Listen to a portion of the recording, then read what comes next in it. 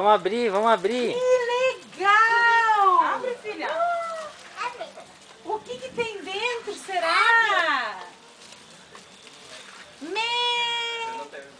Ele passou por O coelhinho se escondeu lá atrás da toalha. É do meu colchão. Ah, é do seu coelhinho. É um Eba! edredom, né? O que será que é isso daí? Vamos comer. É maionese? É carne? Abre daí, Yasmin, O que vamos que comer é? tudo, vamos comer tudo. É o quê? É meu. O que é? É Eba! meu. Ovo. Não é ovo, é carne. Não, é ovo.